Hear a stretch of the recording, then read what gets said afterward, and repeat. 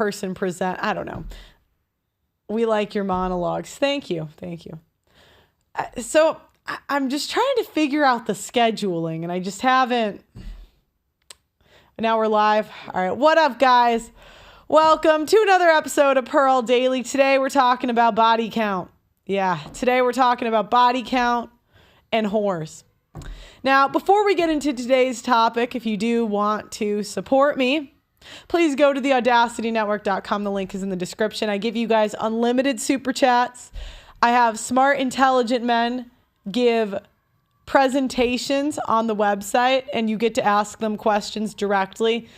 This is going to be how to make more money, improve your love lives, etc.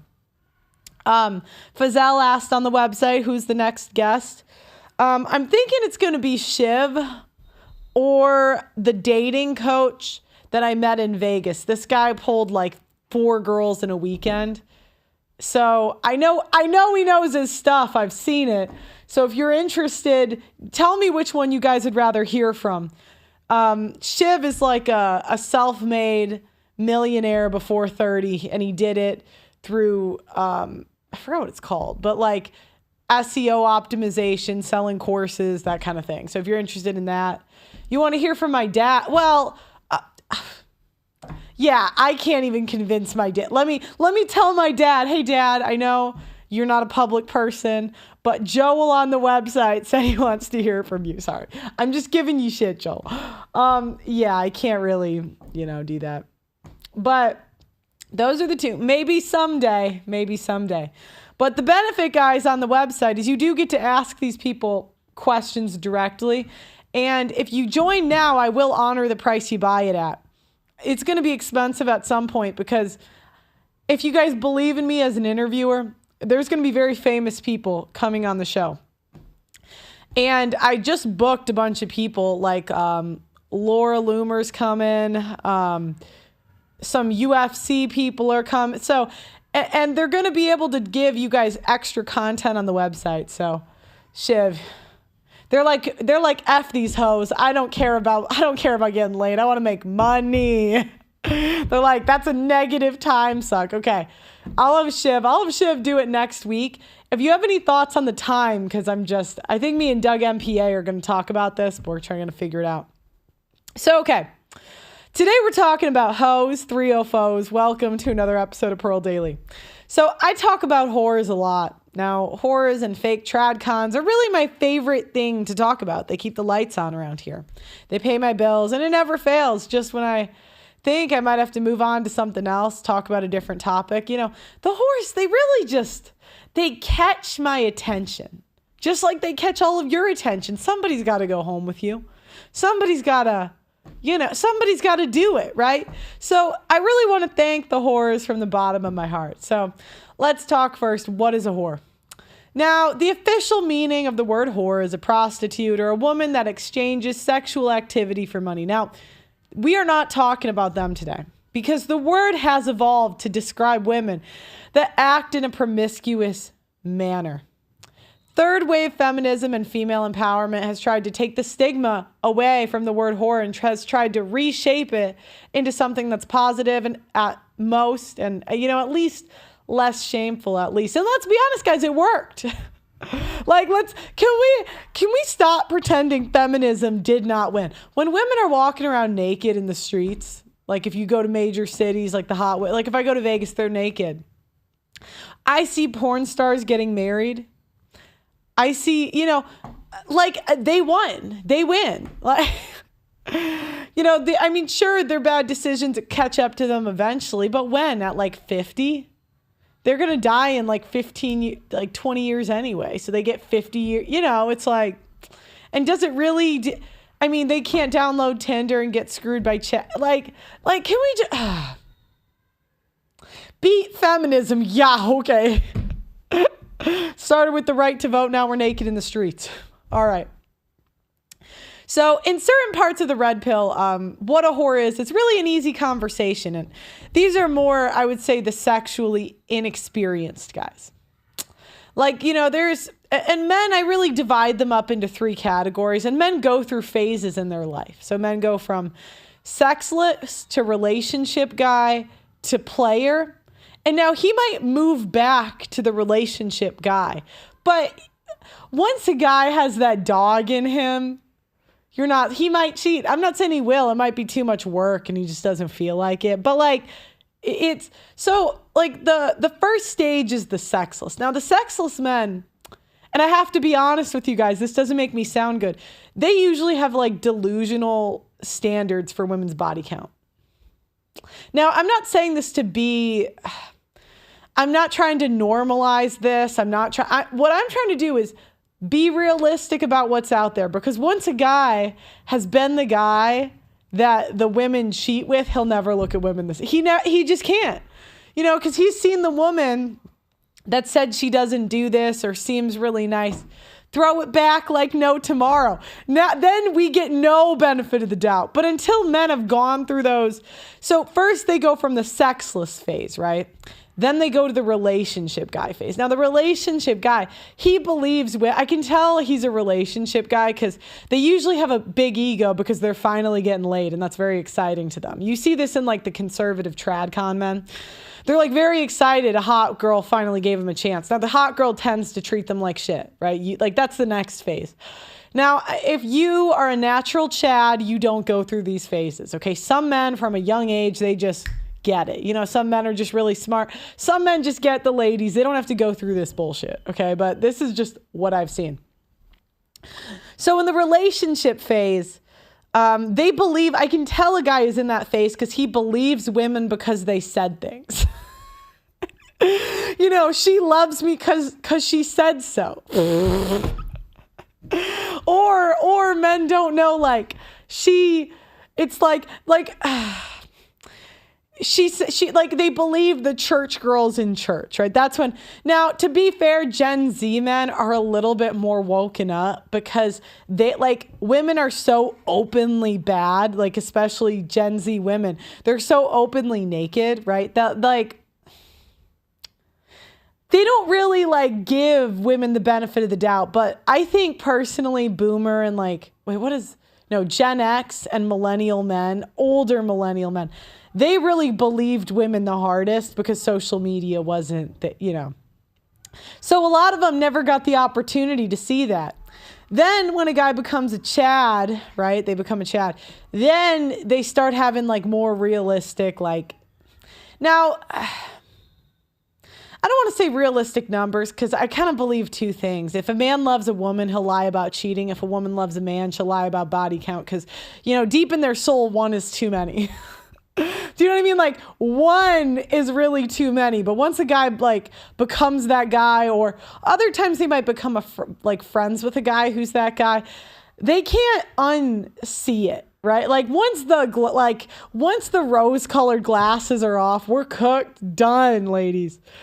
And that's when the tables kind of turn because we really can't love a man unless he can tell us no. Like, until a guy can tell us to shut the fuck up, we can't love him. We just can't, And it like a guy kind of has to get fucked. I really think it's like either 2 long-term relationships or divorces that a guy, because, I'm going a little off the cuff, but the most desperate guys I've ever seen are after one divorce. When I was in the dating scene, okay, it would be like one guy, like if he had a divorce, he was so desperate for wife number 2. And the thing is, I'll tell you why I think it is. He had his ego crushed, right? So like he wanted to believe he was awesome because he got the hot chick, right? So like he finally got like the cookie or whatever. So he wanted to believe he was awesome. And unfortunately, fellas, we just have a way of showing you're not. Sorry, fellas. So like what happens is they're like desperate to prove themselves. Like they're almost like, no, female reality. I just got a bad one. I gotta go find the good girl. Then they get cooked again. Then they might learn. That's what I've seen, right? Now, some guys get it sooner or later, like a 10-year relationship or like, every guy is different. But what I've seen, it's like 2 heartbreaks. It's like heartbreak number 1 is like complete idiot, right? And women are idiots too. So I'm not trying to, but heartbreak number 2 is trying to prove it his like ego wrong, and heartbreak, well, and then after then the glasses are off. He just goes through it. So now what guys say they want isn't necessarily what I've seen, men pick, right? Now, I want to open up the conversation a little bit. There are considerations that make it tough to tell if a woman's a whore or not. For example, if a woman has a hoe phase young enough, I do see them get like a get out of jail free card. If they do it before like 22 and it's not on the internet, or if it's on the internet, it's like barely, it's like the back of her head at some part, nothing that's completely like, to be honest, guys, I've seen women with higher body counts, from my perception, right? From what I've seen, women, we talk more than men, get away with more because it's not public. Once it becomes public, there's going to be more consequences. So, the same way men, if they have a criminal phase at 20, and they become an outstanding member of the community, they might actually build trust back. Now, you might say once a hoe, always a hoe. And that can be true, right? Maybe they just put the hoe away for a period of time. But what I'm talking about is the outcomes, right? I don't necessarily care what men say, right? You guys say, oh, I would never wife this. But I got to watch what you guys do, right? The hotter the girl, the more of a get out of jail free card she gets. The more she keeps her mouth shut about it, the more, get out of jail free card she gets. And they may avoid the label altogether. Now, here's a couple scenarios. A woman can't have less than 15 bodies, or she can have less than 15 bodies, but goes through short spurts of whoredom, racking up 5 bodies on spring break, right? All year, she's got a good reputation in her zip code. She goes to I got bad news for you if your girl goes to Ibiza. You're cooked. A woman can have 6 bodies, but all their bodies are in one friend group. So who is sluttier, right? And who would you rather date? The girl that has 15 bodies in Ibiza? Or the girl that has 6 bodies, but it's in the same town?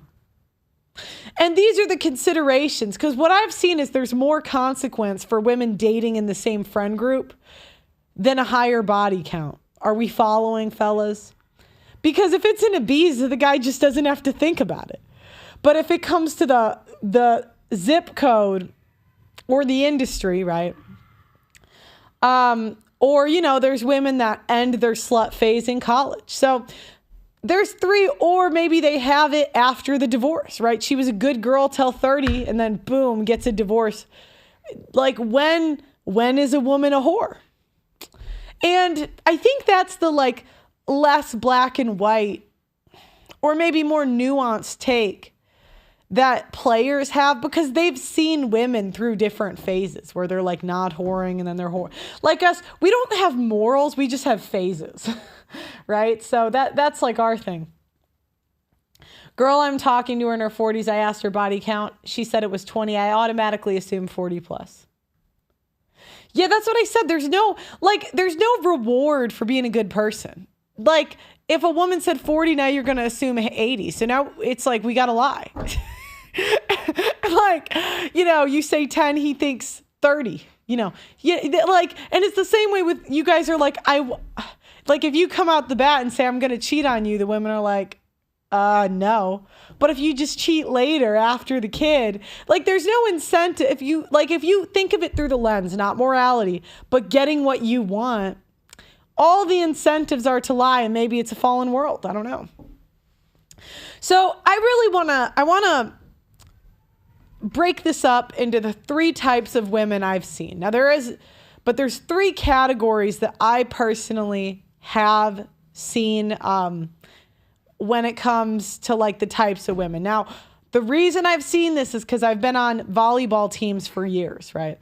And when you play volleyball, people talk behind the scenes. I'll just say that about what they've done, women play never have I ever, bullshit like that. And I think women are more honest with women than with men. So now, who knows the most, the men or the woman, the player or the woman? I don't know. But that's where this is coming from. This is just what I've seen. And we are going to do a call in later, and you can say what you've seen. Okay, so this isn't like a right or wrong. This is just what I've observed. And I like to say.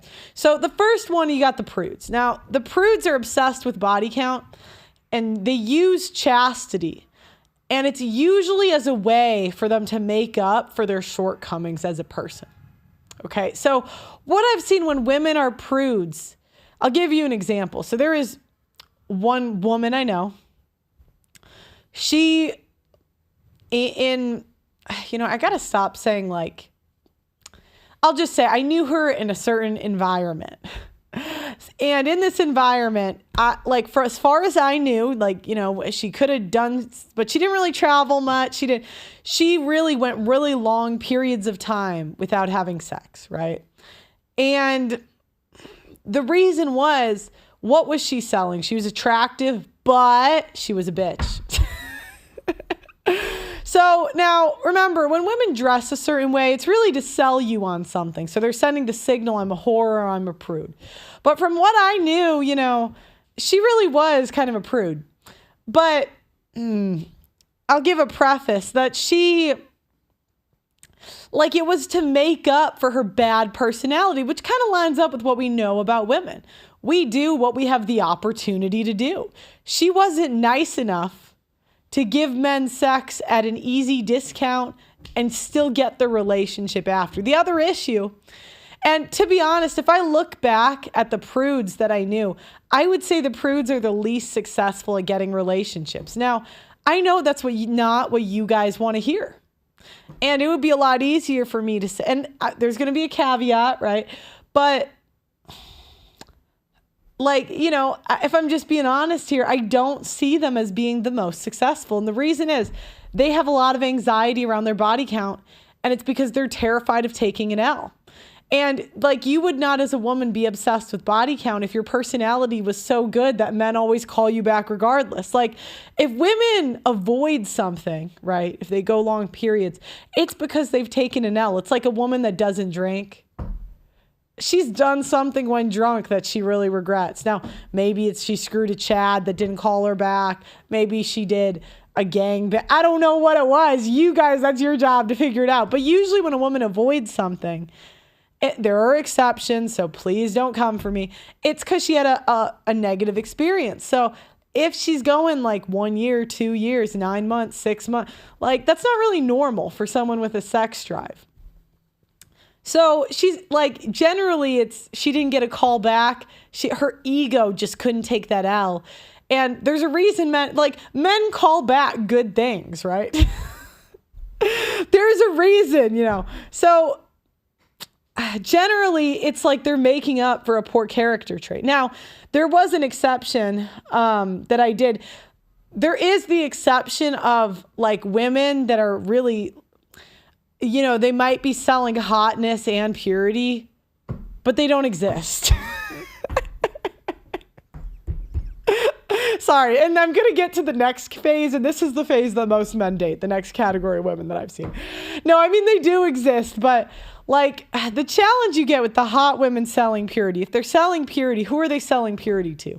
It's the blue-pilled guys, the dorky, because the Chads don't believe you anyway. Do you know what I mean? They're they don't, you're not, so, but, there was one, no, but she had a personality issue too. I didn't know any. Maybe you guys did, but I know more as a woman.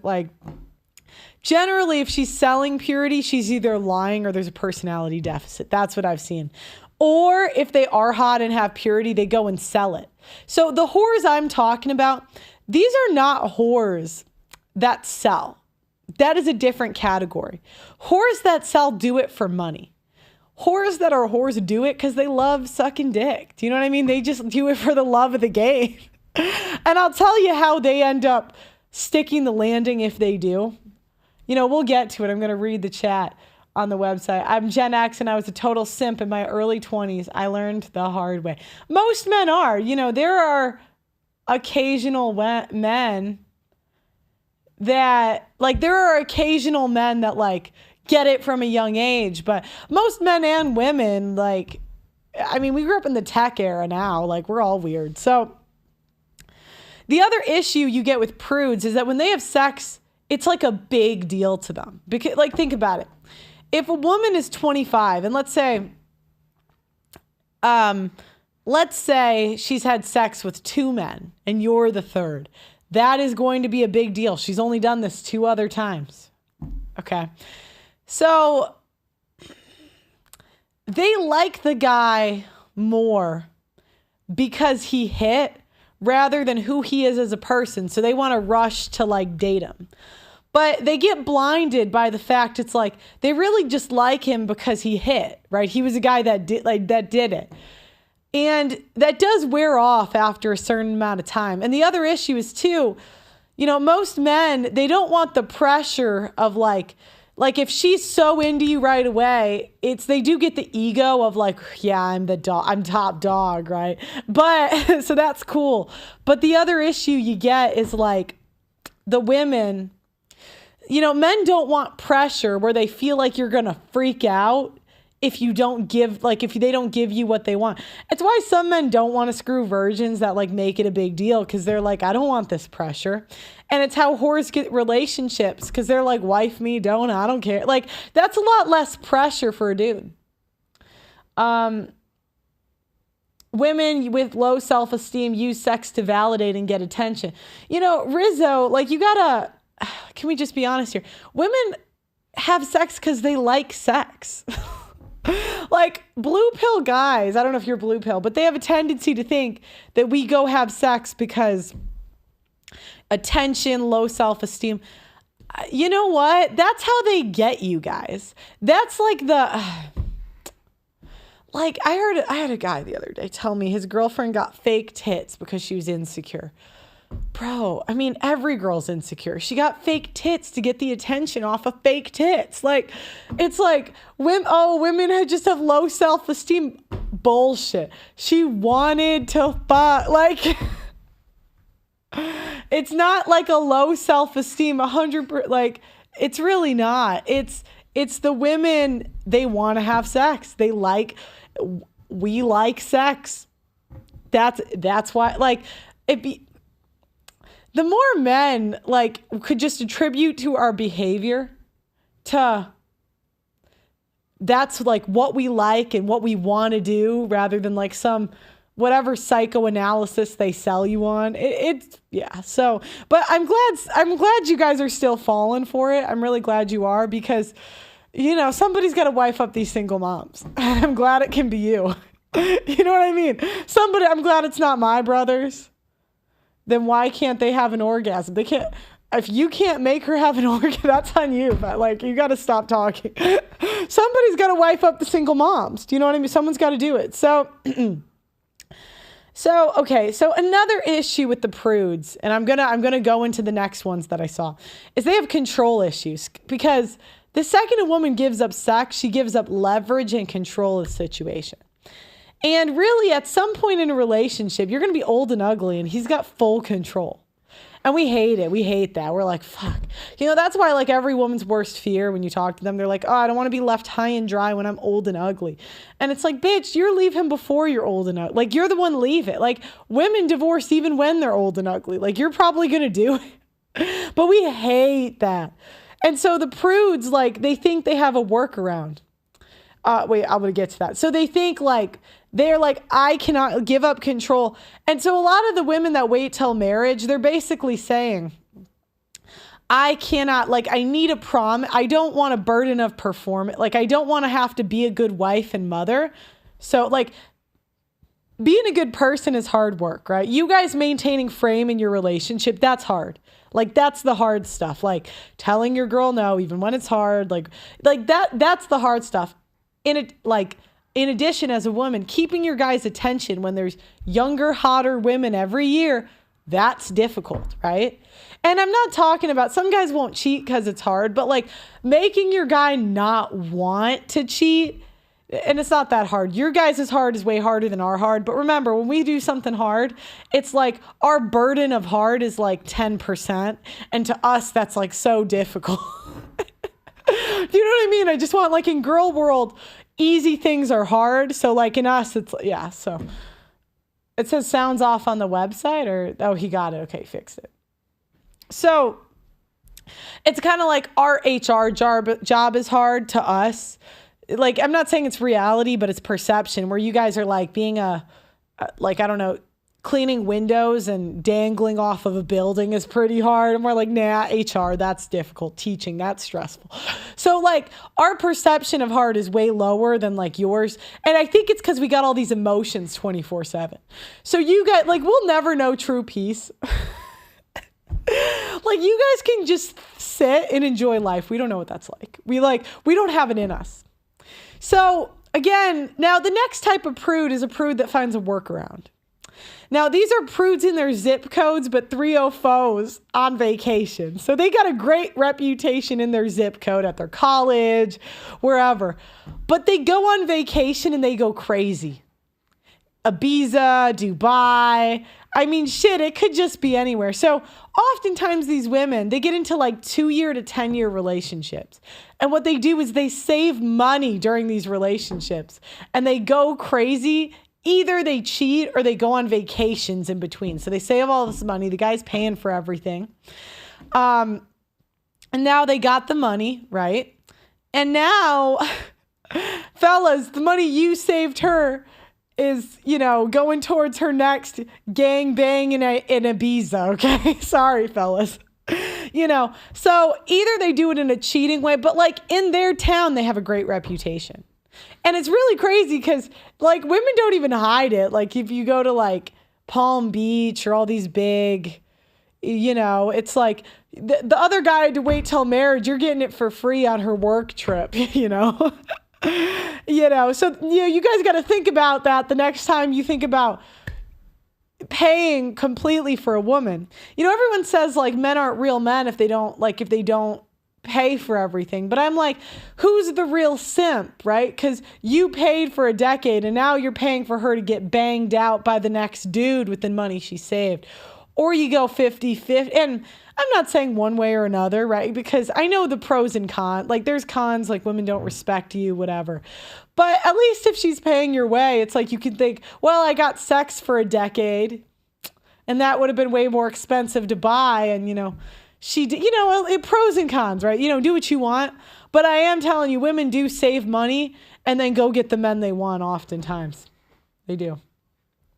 I like prudes in a sundress. But you guys got to understand, the way a woman dresses, she's like, women are very aware of the attention they get in different dresses and the perception that they give people. Remember, we're like shapeshifters. So like, that's how these hoes get you in church. They just put on a sundress and that's all it takes. You guys are like, good. Oh, that's a good girl. She's wearing I like prudes in a sundress. And here's the thing, like, you'll never really know because women are expert cheaters. They really are. So, yeah. So, I mean, you can have a good idea, you can think, but I've seen, like, I've had PIs on the show, right? And let me tell you, the stories you hear, all men can get bamboozled. Like, you know, there's one guy that I was told about by somebody I know. I got to keep this broad. By the way, guys, I'm getting more and more broad on these shows because I got to keep people's stuff private. But he told me a story of someone he knew, a friend of his, who would pull women off the streets in a major city and get them to do pornos with him.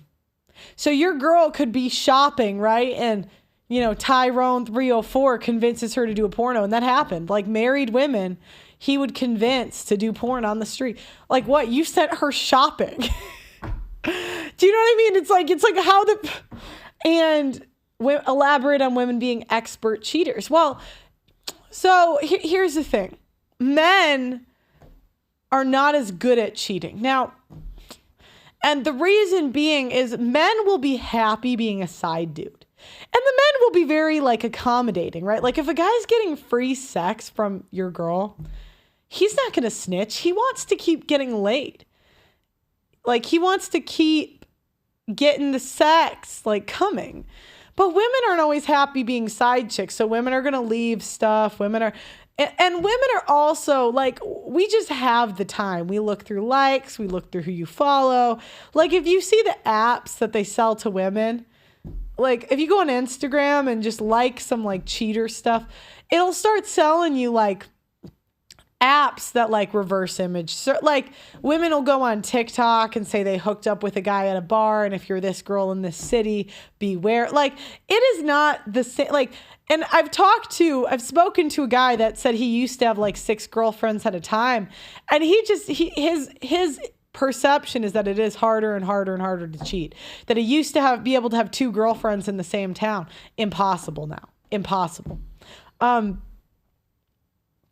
What porno? Yeah. Men, it's like they can cheat and get away with it. They really can. But it's like for how long? And like, I don't think most men can have a full side chick for a long period of time unless they have a wife or like they pay a lot of money to like keep it away. Like, and even then, like side chicks after they get the money from you, you don't know if she's going to talk in like 10 years. Like, and women also have an estrogen, like PIs will call this an estrogen network. So women will cover up each other's cheating. You know, where men, you know, men will even snitch on each other because they want to get laid. You know, like men will see their guy cheat, and some men do, but you know, like, and even the men, like, you know, women are just better liars. Like, we're just made to lie. Like, a woman that lies like 20% of the time is basically an honest woman nowadays. You know, and that's the thing. Like, there's no point in you guys obsessing over it because women, like live your lives, fellas. Enjoy it. You know, you're never really going to know.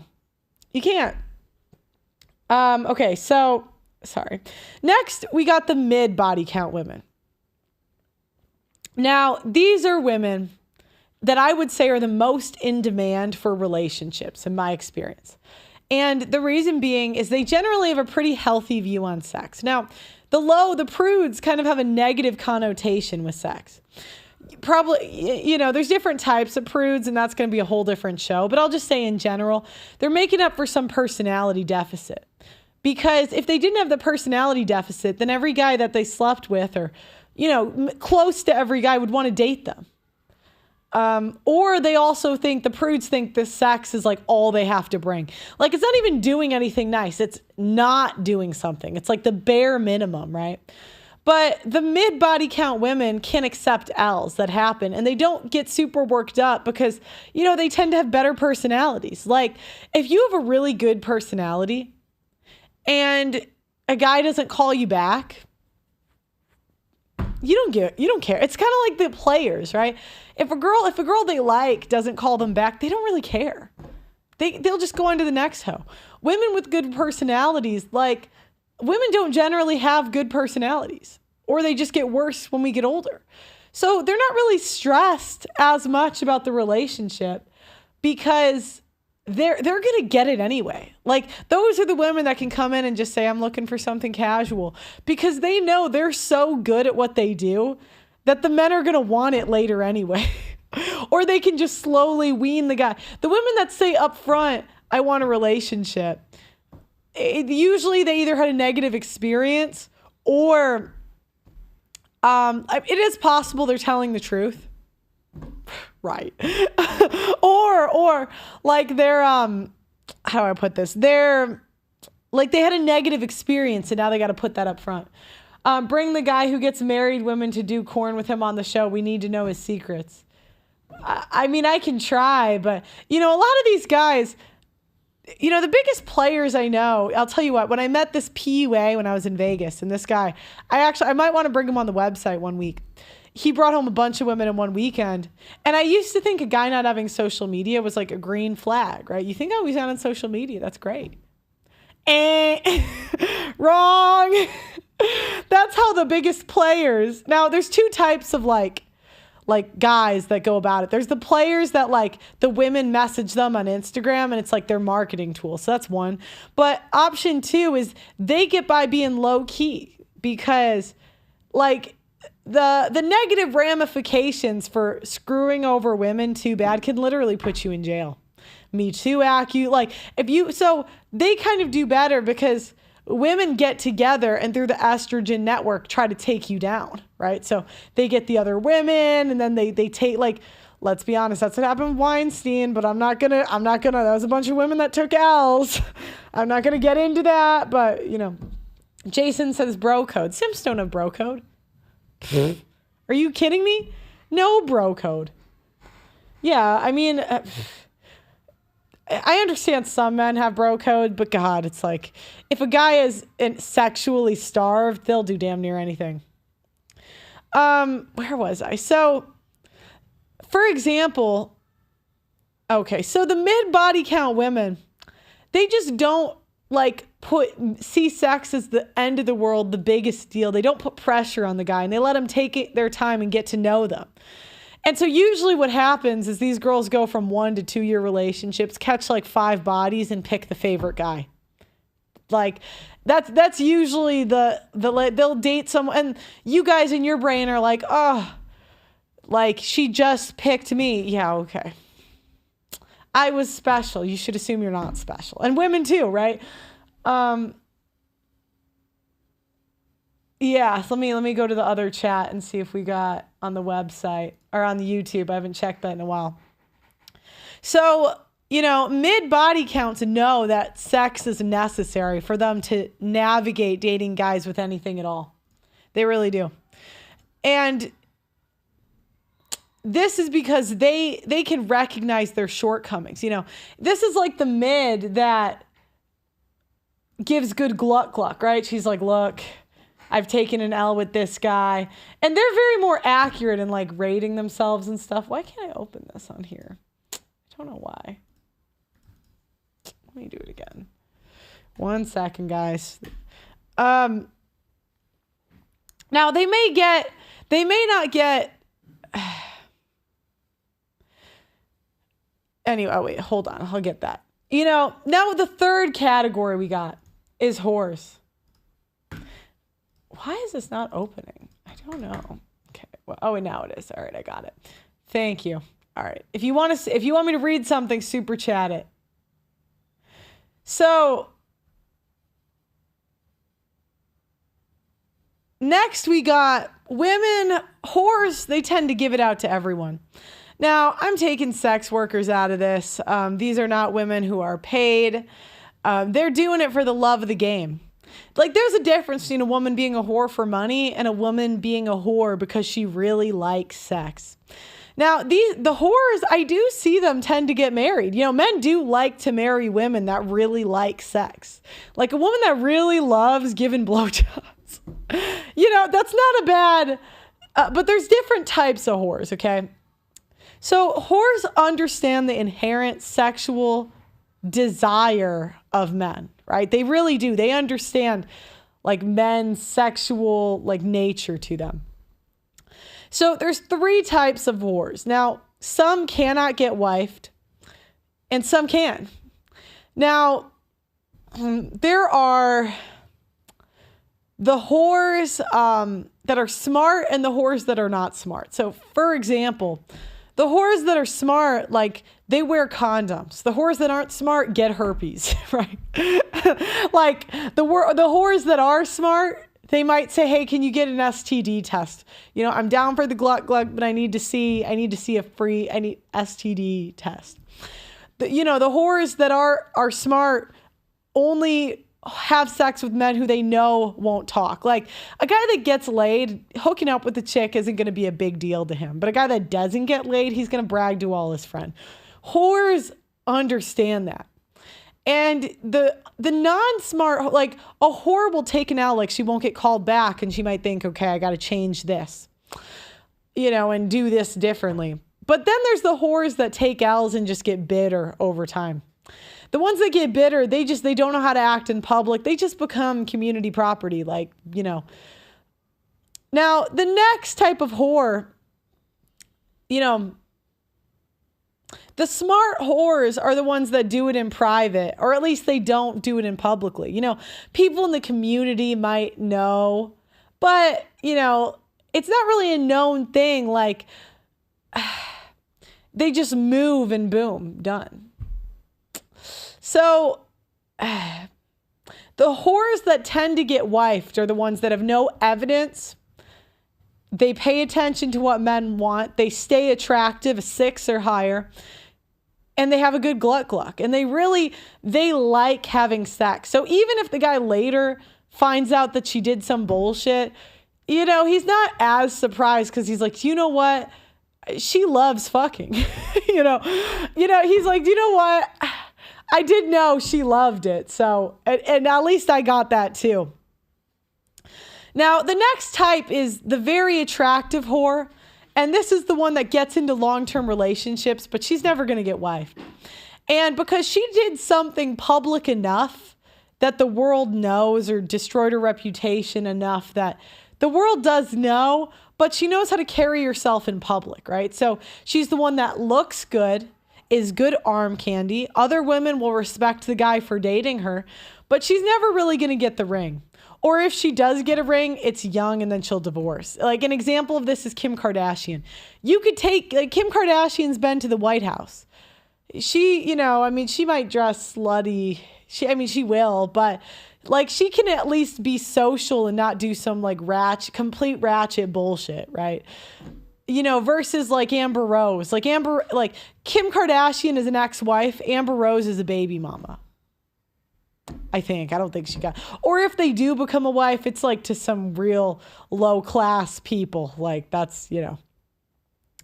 So, you know, the three really the types of whores are the ones that get wifed, the whores that get wifed. These are the ones that pay attention to what men want, right? They really enjoy having sex, and there's no evidence, and they do it in a smart way where they either don't catch an STD or they lie about it. Sorry, fellas, there's no reward for good behavior in the marketplace. So I got to look at incentives here, and telling the truth is not incentivized. Number 2 are the ones that did, like, it's public enough that people know. But they can carry themselves in public. They'll be long-term girlfriends, maybe a baby mother, but they're not really going to get wifed. And the third type is the one that, yeah, she's too unlikable. So this is like a whore that never learned from the negative. Like she just gets more bitter. This is like the bitter auntie, you know, she took a lot of dick and got nothing out of it because she's not a smart whore. Smart whores at least get something out of it. So I want to know if there's any archetype. This is just what I've seen. So I want to compare notes. So we're going to do a call-in section, and we're going to put the link in the chat now, and I'm going to read an article and watch some TikToks. But if you guys do want to call in, I do want to hear from you. So I'm going to read an article, and it said, he called me a slut and I thanked him. I might have hugged him if he called me a whore. I can't remember what we were arguing about, but I do remember I was about to make a point that I thought would set the record straight when he made a remark that stopped me in my tracks. Slut. I've lost track of how many times I've heard from a man. I've heard this from a man, sadly, including my stepdad and elderly brother. God, if you got your dad calling you a slut, that is bad. Like, I don't know what you're doing, but you might be time to re-examine your life. My first instinct was to say something back, something biting, but instead I found myself calming down and saying something that even surprised me. Thank you. I know what you're thinking. Who on earth would thank this dipshit after what he said? Are you okay with what he said? You know, let me explain. Words like slut, whore, and bitch have been used to shame women for ages. They aim to control us by making us feel bad about our sexuality and our choices. But here's the kicker. The words only have power if we let them. What if instead of, you know, getting upset, we flip the script? So this is like a classic what women do. When women don't like a word, they try to change the definition. Like that's our, you know, we wanted to be victims, so we wanted to be abused, right? And so what we did was we changed the definition of abuse to include anything, because we're like, I don't like that word. I want it to include more. It's the same thing with It's the same thing with like slut. We just changed the definition. Now, next, by thanking him, I took control. I showed him that insults were meaningless. Instead of hurting me, his words became a joke. He was left confused and powerless while I was left in charge of my own response. It just made me all the more clear about what kind of person I was dealing with, and it's now to cease wasting more of my time and energy. Simple. But I do need to address this one fact. It's interesting how slut and whore are often the default insult directed towards women. Don't be mistaken. These words are by no means random. They carry a lot of social baggage. You know, men don't really slut shame, to be honest. It's not that common. Women really are the slut shamers. Men want to get laid. So if a girl is a slut, the men are going to be like, oh, great. Right this way, Diane. Right this way, Brittany. You know what I mean? When men and women fight, it seems that attacking the latter's sexual history is a common tactic because these terms are meant to undermine a woman's confidence and self-worth. See, again, they do undermine a woman's confidence and self-worth. Like, they do make us worth less. But that's why women lie about it. So, like, you know, that's why women lie, because then it doesn't affect anything. Now, I know you guys are thinking, I'm so smart. That would never work on me. Yeah, okay. Like, I mean, I've seen men, Tom Brady got bamboozled. That's a pretty smart guy. Like, Jeff Bezos got bamboozled. Like, okay. Diane's and Brittany's are good. Yeah. Because these terms are meant to undermine a woman's confidence and self-worth, attacking her purity. They try to put us in our place, making us feel ashamed of who we are. It's the ultimate insult to target a woman's sexual reputation. The double standard. When was the last time you heard a man being called a slut? And if you did, was it meant as an insult or a compliment? Men's sexual experiences are often praised while women's are criticized. The term slut is a tool designed to keep women in check and ensure we stay responsible or pure, whatever the F that means. That makes me wonder, if men are free to explore their sexuality without judgment, why shouldn't women be?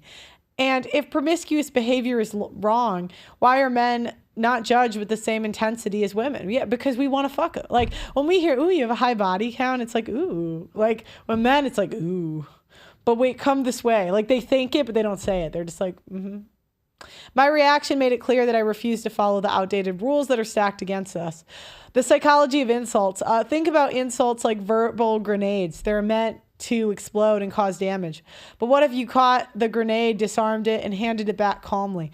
Easier said than done, right? But I did it. I didn't react the way he wanted. He wanted me to get upset, agitated, and then react. By staying calm, I showed him that his opinion of me didn't matter. Learn to stay unbothered by insults is a powerful skill we all need. I actually do agree with that. It doesn't do you any good when people insult you to take it seriously. Let me see if there's anyone in the chat. If I don't get a reply, Michael, what's the... Oh, okay. I didn't get the email, Michael. 2 weeks ago. Okay, let me look at it after the show. Okay. Owning your story. Can you put if you don't mind putting your email in the chat on the website, and Doug will put it down. All right. Women have been steadfastly shamed for their choices and their bodies. I choose to own my story. When I thanked that man, I was saying, you don't get to call me. It's like, you know what this is going to remind me of? Hold on. Okay. Hold on. I want to find this TV. You don't get to call me a whore. Meredith. This is like women's. Yeah, this is one of women's favorite scene. If your girl watches Grey's Anatomy, I got bad news for you. I just think this is relevant. Oh, shoot. I always do this. Okay, here we go. Let me turn it around. All right. Oh, wait. I got it on the 2X. Or it's at 1.5. All right, so the scene is, this girl is a doctor. The hot doctor broke her heart, then she became a whore. And then I think he called her a whore. And this is what she said.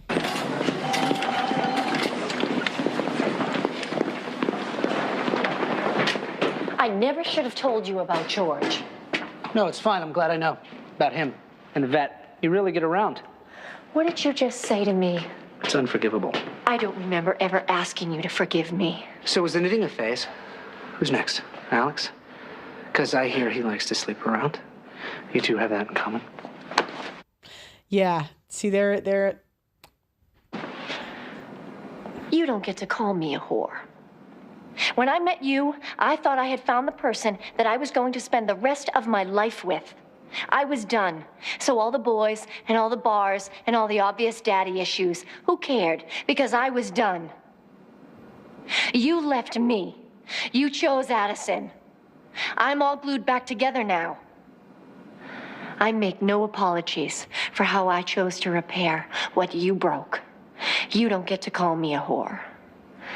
Whore, I can. Like, I'm telling you, this is like women's favorite scene. It's like, I took an L, so now I can justify any behavior. Like, do you know what? It's like Lily Phillips, I'm going to show, she at least owns it, okay? And she really owns it. I hate it when women say they own it. And they say, I own it. But then if you call them a whore, they get mad. I'm going to show you.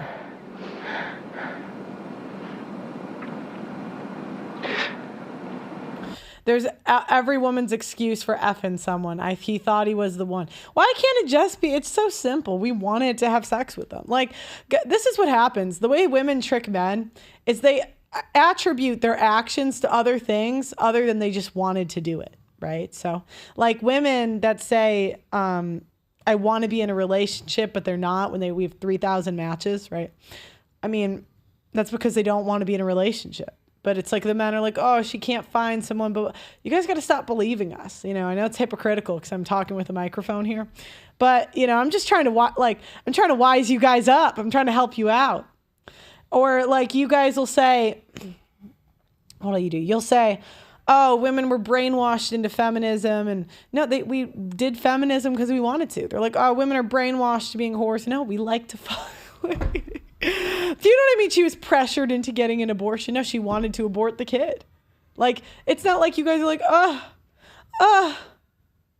I was pressured into robbing this store. Do you know how stupid you would we would think you are if you believed like a guy that said it. Like, you know when the criminals are like talking about their home life and we're like, bullshit. And guys will be like, I had a shitty childhood. I didn't do that. Like, there's, I've met, and by the way, when I'm talking about whores right now, I'm talking women that do it for the love of the game, not paid. I've met whores that had good, solid upbringings, but they just wanted to be whores. I've met whores that had terrible upbringings. It's just, I know they say daddy issues, but I don't really think it's that simple. I've seen sisters where one sister made good decisions and one didn't. It's like at some point it's got to be character, right? Women either have character, which most don't, right? But like occasionally maybe like, or they do, right? Yeah, the preacher's kid, right? What more did Nala need? Like her dad was a pastor. She had every opportunity to not be a whore. And then she just went and did it, This thing with us is finished. It wasn't. They got back together later. Women's dream, right? This McDreamy doctor taking her back after being a whore. Like, that's the dream. And you guys who do it, you're like, I would never do it. Again, I'll tell you what. 2 women, one had worse outcomes, one better. If a woman had 5 bodies in the same town or 20 bodies in a different country, the girl with the higher body count is more likely to have a better outcome, in my opinion. Because I think men, more than body count, from what I've seen, right? Not what you guys tell me, which you guys are going to be able to give your opinion on this later. You will. But from what I've seen, like, it's more important that you didn't have sex with anyone you knew rather than the actual body count. It's over. I've resent your email. Let me see if I see it. Finally. Yeah, it's done. It is done. I don't see it. What email did you send it to?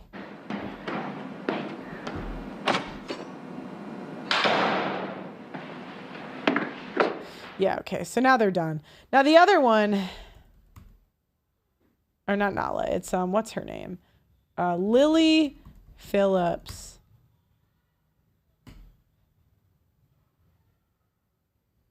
Here we go. University, as I said I would, to pleasure as many uni students in 2 weeks. I want to sleep with 130. She's like, I want to. And the men are like, she's got low self-esteem. And the whores are like, I can't wait to get dick down, you know. Fairly legal 18-year-olds. No, I don't know, because she's might be doing it for the money, right? So, but do you guys see what I'm saying here? You see like there's a difference. So, okay, wait, not here. Okay. All right, sorry. I had to give this reference. So this goes for every woman who's been judged or silenced. If someone calls you a slut, smile and say, thanks for noticing. I'm living life on my own terms. End of argument. And I agree. Like, I think sluts should live life on their own terms. 100%. I can't date a woman who has slept with someone I know. As a woman, it's like how many... But you guys see, this is a disservice, right? Because, and I'll tell you why. You almost get lower quality women in a way. Now, hear me out. The woman that moves out around a lot doesn't have to take accountability for her actions, right? Because she could just move. New city, new place. Where the woman that stays in the same place has to improve her character over time and show people that she's a different or better person. So, like, the incentive, do you guys see what I'm saying? Like, the incentive structure here is actually almost like lower quality. Because there was a woman I knew, I'm not going to say from where, but she was kind of a hoe in high school. But she she very well could have left and gone to a new city and just rebranded. But, you know, she was like, she didn't say this, but she just decided to stay in the same place because that was her home and she liked the people and whatever. She rebranded. Now now she's got a kid in tow. Like, you know, she rebranded, but like the actions had to like match because people knew her and she'd already slept around a little. I don't know if that makes sense. So it's like almost like the lower character is rewarded, right? Because it's way easier to just leave. You know, it's kind of like someone that runs from the law. It's easier to get a new ID and go to a new city than it is to like face jail time. Anyways, you can push a $2 whore. Evil is good and ass is good and you get a whole... Okay. All right. Woman brought over 6 guys a week on whatever podcast. It got to a point where like I was 19 and I got kicked out of my house because I was like bringing over 6 dudes a night. Like it just was never enough. Enough was never enough.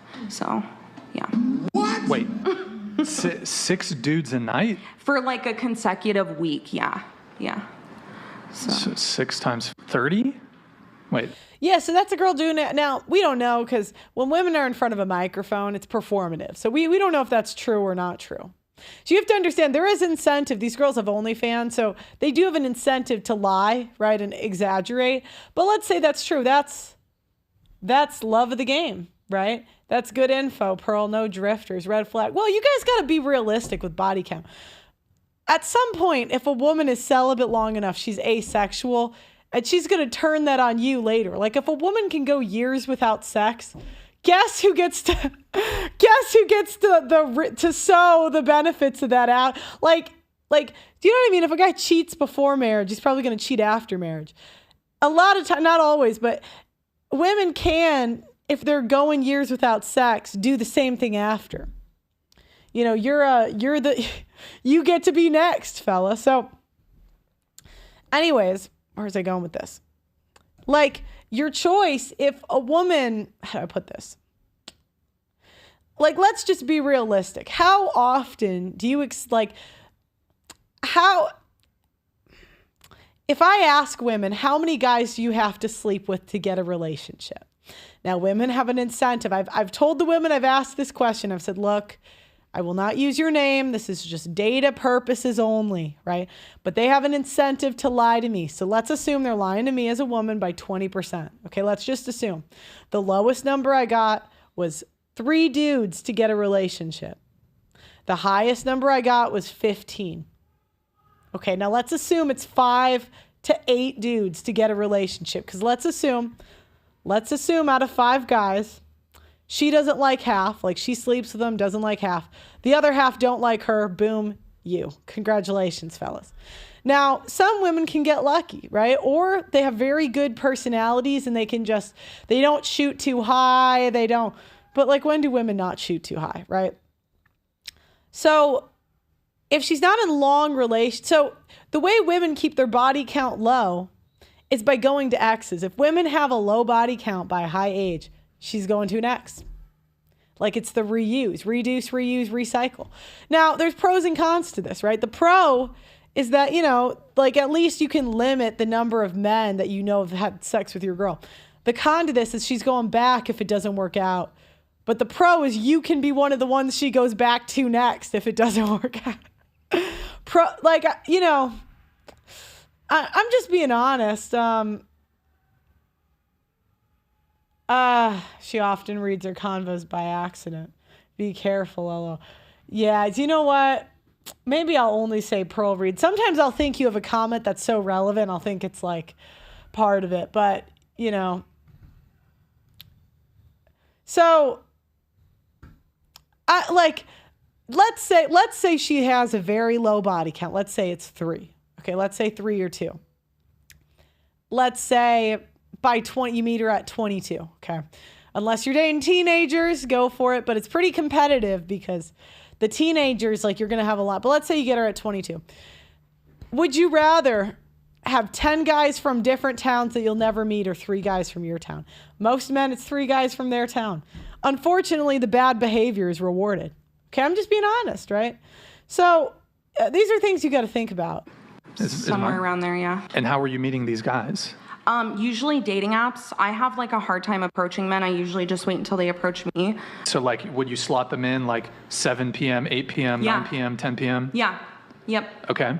And then I would even, sorry. No, go ahead. I'd say I would even like have like my backup guys to where it was like, if this guy didn't come tonight, then I would invite this guy. And then if he did come, if the first guy did come, then I'd tell the other guy, oh, I'm busy. Like, I can't, make it or whatever. It got to a point. Okay. All right. Next, we got a girl traveling around and whoring around. I left my boyfriend and I've been traveling for 10 days. Oh, shoot. Hold on. You got to be kidding. Okay, hold on. I got to put the confirm. Wait, no. There we go. All right. And I've slept with 22 people in that 10 days. My goal was 20 and I just hit 22 this morning. It's 1 p.m. now here in Paris and I need to check out because I'm going home. I really doubt I'm going to get another one on the board, either on the plane or like on my layover. So I think 22 is where we're going to cap it out. But yeah, so again, we have incentive to lie. Assuming she's telling the truth, that's love of the game, man. That's love of the game. Let's do the next one.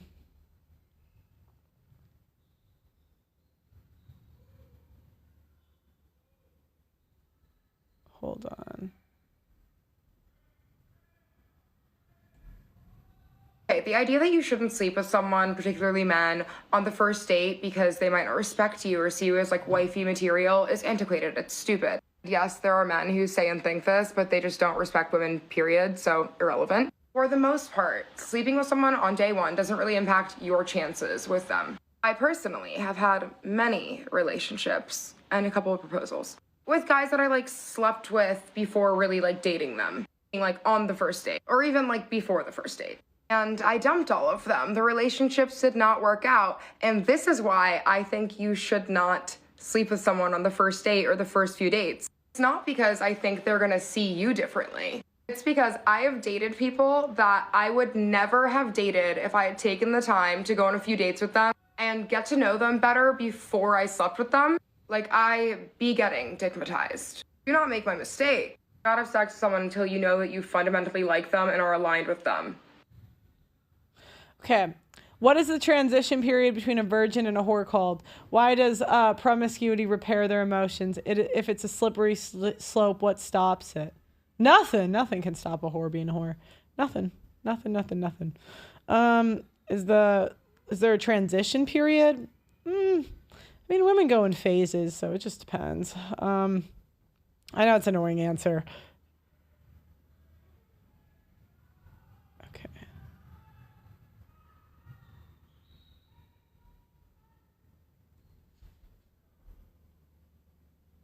I have slept with 2 of his closest friends. It happens. Don't worry about it. I matched with a guy from my area on Tinder, also 22, and we messaged for a little while.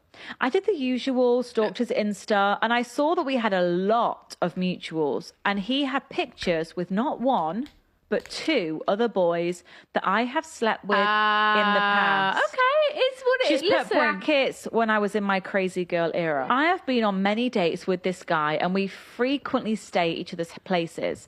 And I am really starting to see him as someone I want and see in my future. But in getting to know him, I have found out that these 2 boys that I've slept with are actually very good friends of his. I'm stuck between, do I tell him that I've slept with 2 of his closest friends, or do I not mention it and hope they never bring it up?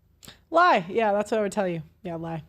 Yeah, because if he finds out you're cooked. So you have 2 choices here. This is what I tell her. And I'm not saying this based on morality. I'm saying based on outcomes, right? If you want a good outcome, I would lie. And yeah, that's, and hope. Now, you will have to prepare because they might tell him. They probably will tell him. But I would avoid the friends. Like, maybe say that, like, be like, you know what, honey, have your boys night. I don't want to go. You deserve to be. And he's like, don't you want to meet my friends? And be like, well, why ruin what we have? That's what I would tell her to do, Okay, so now we're going to do the call-in. I want to know if there's any archetypes. You guys, so what I want you to do is come in ready to give your thoughts on any of these questions. I'd rather not repeat myself, but I know sometimes I have to. And I want to know if there's, and I want you guys to try to keep it below like 2 minutes so we can keep going. So is there a number? Is it necessarily the number of bodies? Is like once a whore, always a whore? How many bodies do you think it takes for a woman to get into a relationship? Actually, do you know what? I just want to know your experiences, guys. I want to know what archetypes of, like, is there any archetypes I missed here? Like, what are your experiences? Call in. Doug MPA, what's going on? Hey, Pearl, how you doing? I'm good. How are you? What are your thoughts? Good. What are your thoughts on this topic? Go ahead. So, the town I grew up in had a lot of smaller farm towns around it, right? Mm-hmm. And each one of these farm towns had a whore. And what ended up happening was a lot of these whores did what you said earlier, where they'd sleep around in their teen years and sometimes early 20s, but they'd move to a place that was usually conservative. So some of them would move to like Texas, Oklahoma or something, and they'd find some dude there to get married and have kids with. Go ahead. Every time a man tells me his wife is different or his girlfriend is different, she always conveniently came from another city. I was like, oh. Yeah, 100%. And then I also believe in the whole, guys, if your girl was from a small town and moved to the big city, she whored out in that big city. Cooked. Yeah, especially if she ended up coming back. Oh, yeah. Mega cooked. Yeah. And then also college, guys. If your girl went to a major university, odds are she whored out in college. Now, I have met some women who whored out in college and left that behind. But most women that have gone to a major university have whored out in college. And are the women that you mentioned that, like, have you checked in on them at all? Are they still married? Well, so yes, the 3 that I know of, and they all married military guys. So they moved to a new city in a red state that was around a military base, and they ended up marrying some military simp. There are some military guys. I respect the military, but a lot of those guys take some serious L's when it comes to who they pick. Do you think it's just because they're around dudes so much they get desperate? Say it again. Do you think it's because they're like, so when I was in school, they had a term when the football team was like at school before, they would say they had goggles on. And the reason they would say they would have goggles on is because they're only around Like it was only pretty much the football team because they went first on campus. And so they would say that any woman they saw became like 3 points higher, and they would just ignore all red flags, whatever. Do you think it's the same in the military where because they're around so many men all the time, they see a girl and they're like, yes, go ahead.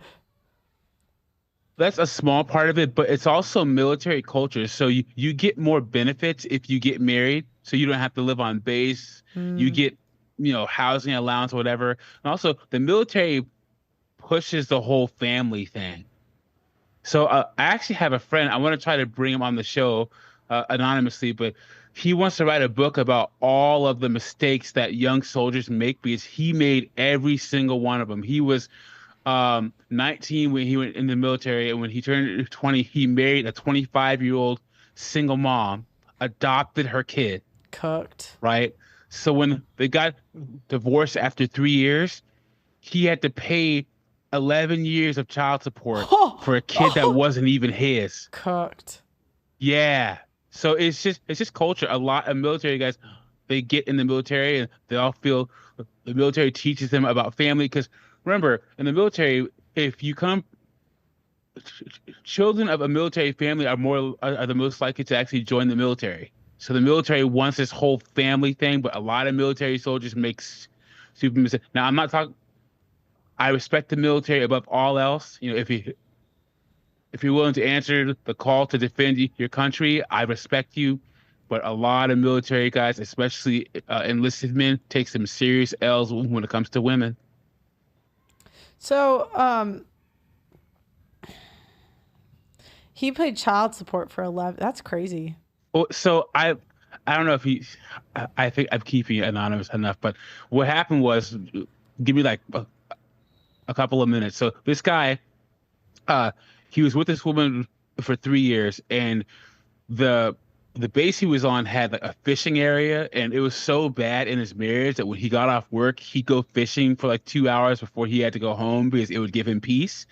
And then he was friends with the MPs, and one day he gets off of work and he says hi to his wife, and he goes upstairs, and when he comes down, he sees police lights in his driveway. He's like, what happened? So they say, hey man, like you need to get your stuff and you need to go because your wife said that you were, hitting on her and did a DV charge. He's like, wait, what? Now he had just said hi to his wife, right? So he had to pack a bag. And when they do a DV charge in the military, you have to be away from your house for 72 hours in the barracks while there's an investigation. So he had to go to the barracks. In those 72 hours, the wife cleaned out the house, took the kid, and left him for another guy. Yeah. Cooked. Yep. John in the chat says, I would normally send you 20 because I love your work. You're doing God's work. That says the platform does not let me write what I wish, so you get 5 this time. Okay. You sent me 10, not 5, but thank you, John. What does he not let you? Okay. That's crazy though. Yeah, you should tell him to come on. Yeah, we'll definitely have him on. He wants to write a book. He has a whole list of the stupid mistakes that like enlisted men make when they're young and dumb. So yeah, I'll try to see if I can get him on the channel to call in anonymously one day because he has some stories, man. Let me tell you. Do we want to bring up a caller? Yeah.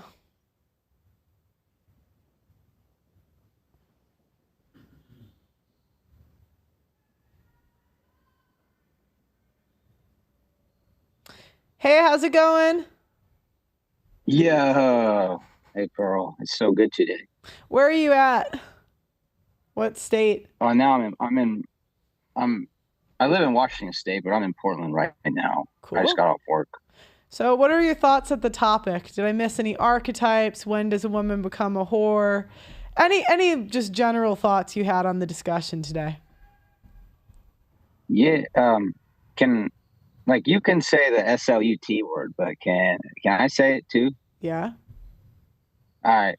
So I think like a whore's kind of have some secrecy to them. You know, they're a little mysterious because like it's sometimes whores you don't know if they're really a whore. They'll be like, oh, she's just a whore. But then the real whores kind of own it, and there's no big deal. Like I had a friend named Kelly in college, and she was just like trying to sleep with everybody, and she would just say like, you can't turn a hoe into a housewife. And man, Kelly was just like really cool whore, you know. And then but then you have like sluts that I think are almost like wannabe whores. Like, I don't know, maybe they think it's kind of being cool. So I think that's really like the archetypes I've experienced. Like, I don't know if you remember when they were doing slut walks all the time on college campuses. That's so rude. I would always wait at the bar.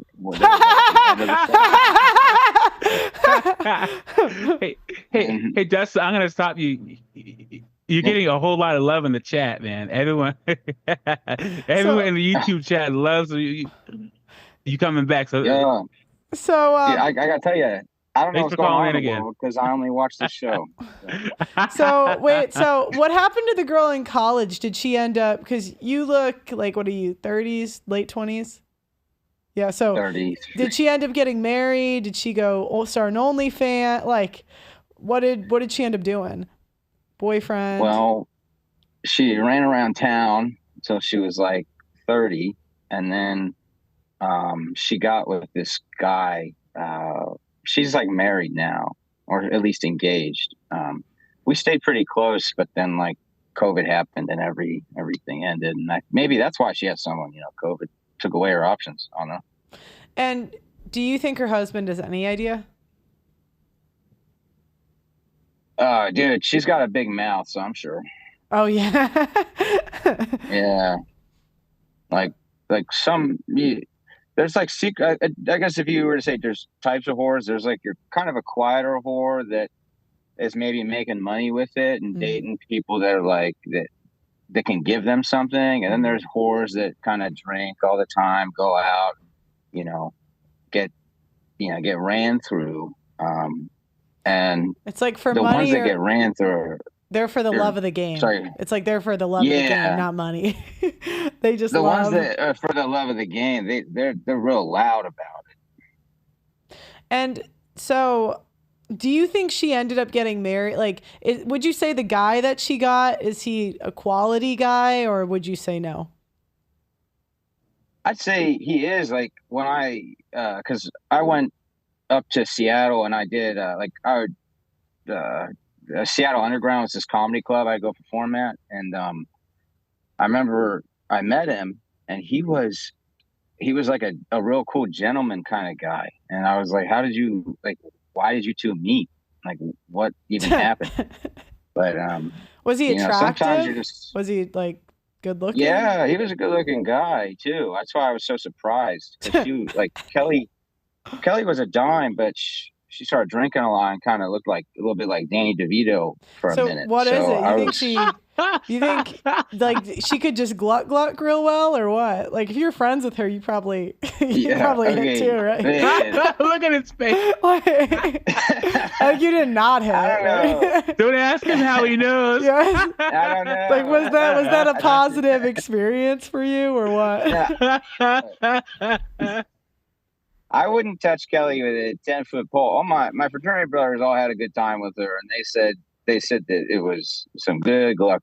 Okay. And did she ever catch anything that you know of? Like, I mean, I don't know if she'd say, but yeah, I don't think so. But I mean, that's a rough question, man. I don't even know if I want to know the answer, but I don't know. Okay, interesting. Do you have any other questions, Doug?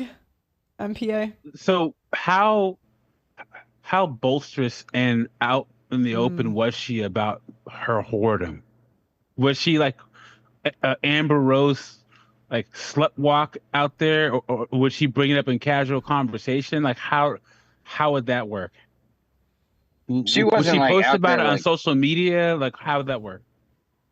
No, we would just throw parties and people would be like, I had like, you have to give her some respect. Like, we throw parties and Kelly they'd be like, oh, like, who's Kelly going home with tonight? And some guy would be like, maybe me. And she'd be like, yeah. So what did you see from, you said there's the open whores and then there's like the sluts that you saw. So you saw like women that are more secretive about it. So could you tell me about those ones? Yeah. So you got like, there's secret whores that have friends that are like, oh, she's a whore, and everyone kind of knows they're a whore, but they always deny it. And like those whores, I think men should use them, but they shouldn't sleep with them. Like, you take the quiet whores out on dates, but you don't shag them, because they'll tell their friends that you're such a good guy, and then you can, sleep with all their friends. Like, there's these, I don't know why women do it. Like, well, I guess I do, but they kind of whore around, but they just won't admit it. And so that they think they're like a little bit better than their friends or something. Yeah, I just think like, I think those are quiet whores. Like, when a whore is a whore, and like, you can't really hide it, but there's these quiet ones that are trying to be just a little bit better, maybe sleep with higher status guys out there. What was that one? Who was it?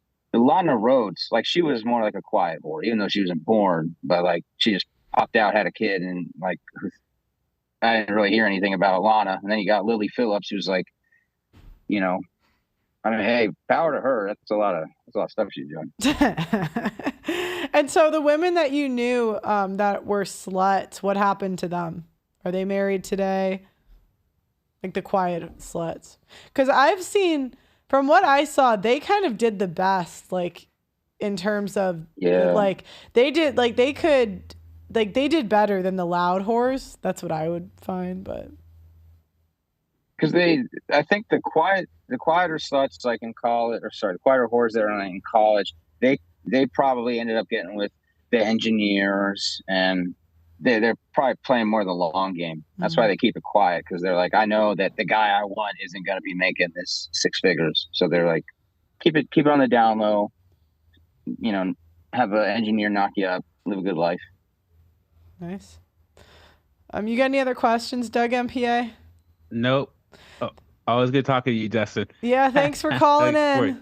You get a lot of love in the chat, Wednesday. So call in anytime, man. Oh. Bye. Okay, will do. Have a good one, guys. All right, now we got Matt.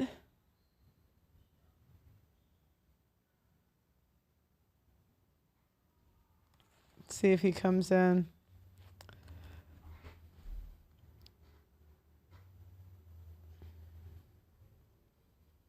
Matt, you're on mute. Oh, hi. How's it going? Sorry. Matt, what's going on? The brother from the great white north. What's going on, my friend? Here we are. So just to let you know, you mentioned stuff about military, like why the guys get sucked into this. Oh, am I? Sorry. Matt, what's going on? Yeah, I can hear myself. There we go. Okay. So just to let you know, like here's my service. Okay. NDI yeah, you don't have to put your ID on. It's okay. Well, I'm telling you right now, because I know the fucking military shit. Okay, I'm telling you. Okay. You want to see horrors like crazy? Holy shit, man! Canadian Forces. You will see it. I've seen entire platoons of people all get clapped. Okay. By some of the worst. Sorry, do you want to move the box? Yeah, there. Thank you. Sorry, go ahead. Okay, so yeah, like I said, I've seen horrors. Okay, one of the reasons why the guys get sucked into this is because they are under extreme stress. We're not allowed like to bring a lot of women onto the bases and barracks and stuff.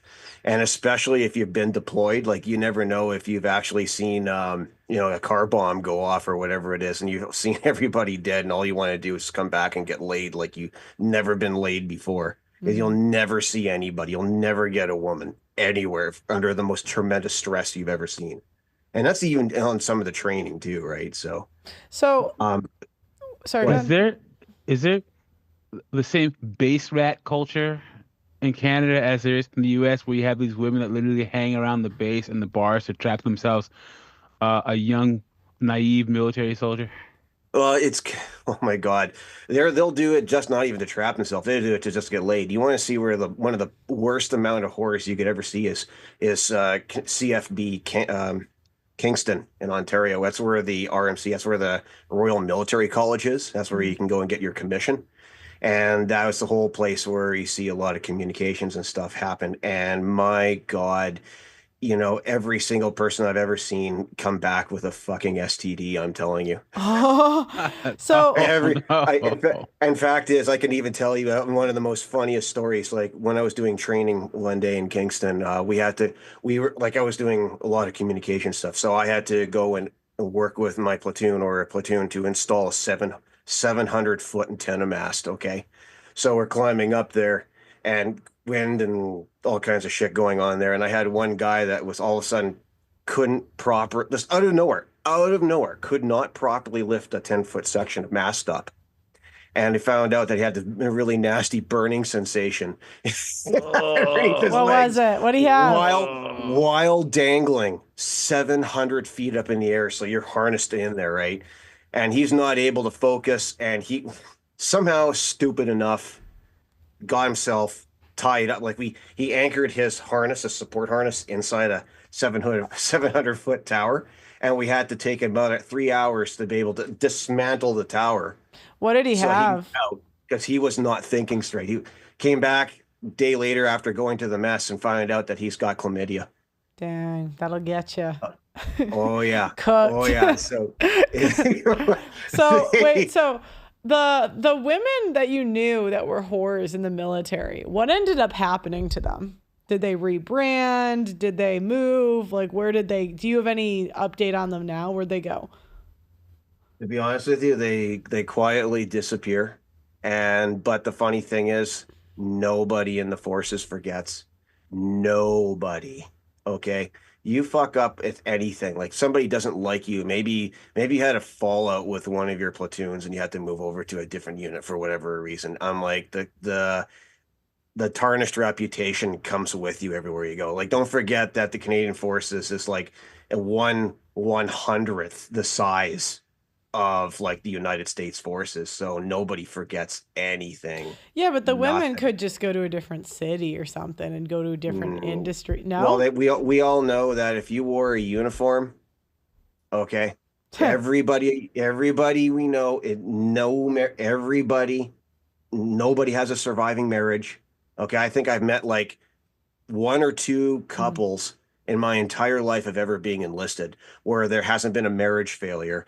If you have ever worn a Canadian Forces uniform, a RCMP uniform, and maybe even a conservation uniform for all that matter, depending on what province you're in, like you're cooked. We know what goes on there. No, I guess my question, I just wanted to know if the whores ended up getting married or like if there was a different type of whore that I maybe missed earlier in the monologue. Like that's more of my question. Is there any type of whore that I missed? And like what happened? Like did the whores that you know really have consequences? Well, like I said, every whore that I've ever known, at least the ones I know from put on a uniform, has fucked up their marriage. Okay, they did cheat. I would answer that question by saying, so I'm from a different era. I'm in my 40s. I think I'm 40. I'm the same. Yeah. Yeah. Okay. Yeah. Well, we're contemporaries. So when Matt and I were young, at peak whoring age, like 18 to like 25, there was no social media. Mm-hmm. But I think that if those women were in their early 20s now, it would have been a whole different game. But you don't understand how social media and the need for women to post their business all over the internet, Pearl, has changed the game. Yeah. Yeah. Don't forget too that we were getting in trouble for posting stuff on social media in the military. Yeah. And what ended up happening was started out with a bunch of assholes in Afghanistan that were, taking pictures of things like destroyed LSVW trucks and communication trucks and stuff. And they would post it on the shit on Facebook and stuff, and never realizing that the Mojahedin were also using that to gauge their attacks. So when we start looking at at things like like at least in my unit, they really cracked down and started handing out police charges for disobeying of orders. Like you wouldn't be surprised if you ended up with a red beret pulling you into an office and giving you charge papers. Like it was bad. So the kind of stuff that and they've really started cracking down in the CF about bad behavior with alcoholism and whoring around, because it's just like our country is destroyed. Okay, it is. They have a massive recruiting crisis. It has now allowed colored hair and nose ringed girls in the military because our forces are so damn depleted. Okay, if you were to look at, say, the Philadelphia Eagles, for instance, and you go and you look at the entire stadium filled with people. Okay, if you were to cut that down by one half, okay, just one half. Mm-hmm. That would be the amount of capable fighting soldiers in the CF right now to look after the entire country of Canada. That is how serious this is. Okay. And they can't fix this. Okay. Matt, since you and I are contemporaries, do you remember, because Pearl, this is how deep it goes. So when we first went into Iraq, in the early 2000s, after 9/11. I remember that, yeah. There were guys rushing, when they were going to get deployed, they were rushing to get married so they would have someone to write home to while they were deployed. That's about right. And so there's this weird thing where these women that had a soldier overseas got all this attention. So they'd be like, my husband's overseas. He's fighting for our country. And everyone was like, oh, my God. So there was literally a rush. And then most of the time, when the guy got back, about Tyrone a year or was two there. later, they get divorced. Yeah. Yep. Yeah, Tyrone. You remember those days, Chad man? Yep.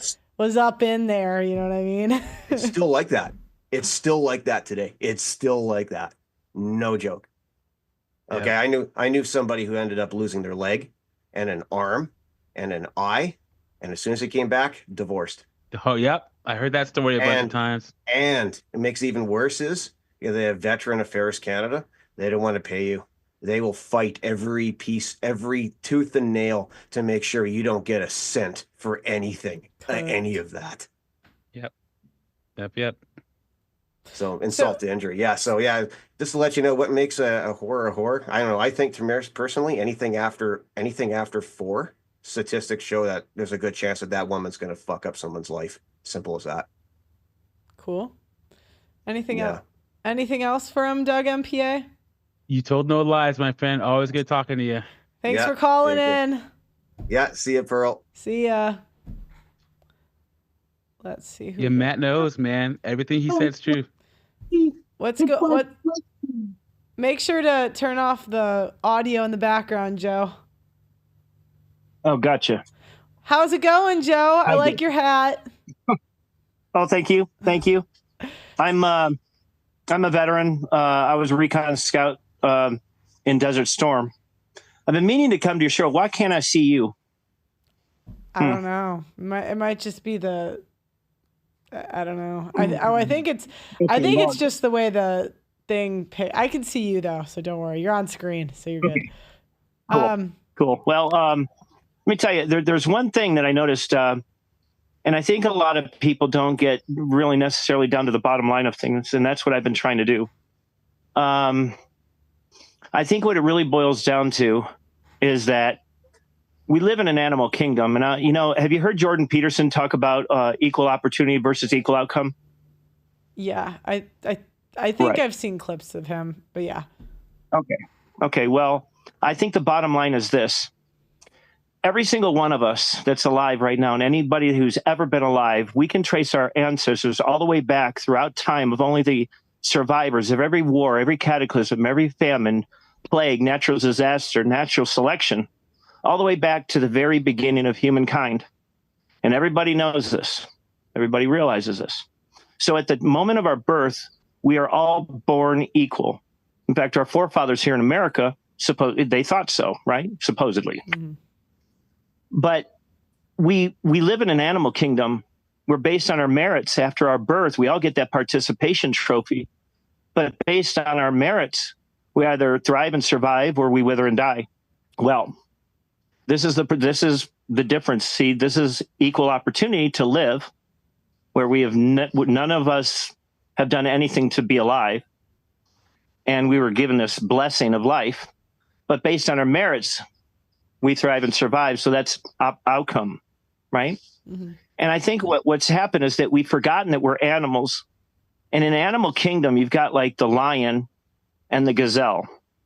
And I like to think of men as the lions and women as the gazelle. But when we're in a sick society that has told us over and over again, the 19th Amendment just screwed everything up. Mm-hmm. Because it told everybody that the lion and the gazelle are equal. But in order for the gazelle to be equal to the lion and cohabitate with the lion has to give it permission and give it, protection. And nowadays, men aren't even allowed to protect women from their own stupid decisions or their own short-term decisions, right?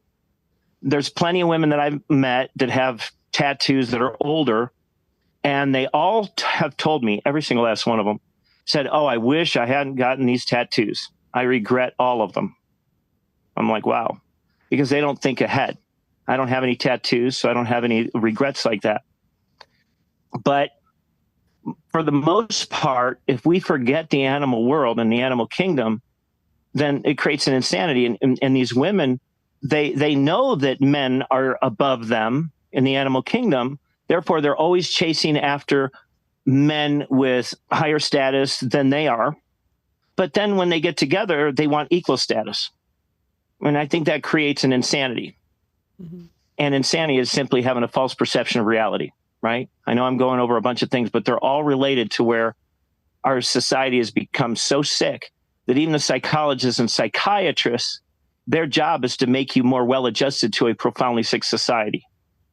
Jiddu Krishnamurti, you said, it is no measure of mental health to be well-adjusted to a profoundly sick society. And our society is sick. And it's mainly because of the 19th Amendment. It threw everything off. Even the spread of democracy is now the spread of equal rights between men and women. The lion and the gazelle shall be equal. And it's like, wait a minute. So even men, if men think they're equal with women, I have no problem. I'll agree with them. You are equal to a woman. But women don't want that because they don't want somebody who's insane, right? Mm-hmm. What do you think, Pearl? Go ahead, Doug. What you're talking about, if you ever look at Andrew Wilson, he talks about men's monopoly on force, where men are the enforcement arm of all laws and beliefs in society, because women can't enforce anything physically. So feminism is literally enforced by men. Yeah. Like, there are areas in this world where the men said, "Oh, ladies, you're not going to have any rights anymore," and they just took it all away. And there's nothing the women could do but about it. I even think it's natural what's happening, because men always simp, so they're all like, someone's going to do it. Like, there are men that can't get sex from their looks and their personality. And so they're always just going to like simp for women. And you see this in every group. You go into a church, there are men that like simp for women in like counseling, right? And they just henpeck the men will henpeck the women's husbands for them. So like, to me, what's happening is just natural, because like women will always get men to enforce for them. Like, that's just what they'll always do. They'll get simp men to enforce stuff for them. You know what I think it is, Pearl? I think it's because our society has become so advanced that there are no longer any worries or concerns that we used to have at one point in time, right? Mm-hmm. So especially in America, we haven't had any wars on our soil and all of this kind of stuff. So we haven't had to defend our women from anything. The funny thing about human nature is that men, we love duties and responsibilities. Mm-hmm. Okay, so when we have a woman in our life, and we really like Kevin Samuels, I've watched every Kevin Samuels. Man, I'm telling you, I've done nothing but 15 hours a day for the last 3 years of watching about 35,000 YouTube videos and trying to figure out the world and my place in it, which is, anyway, it goes on so much. But I have my own YouTube channel, but I've taken a break since my widowmaker heart attack a couple of years ago. And I'm really not one for the spotlight. I'd rather be a kingmaker than a king.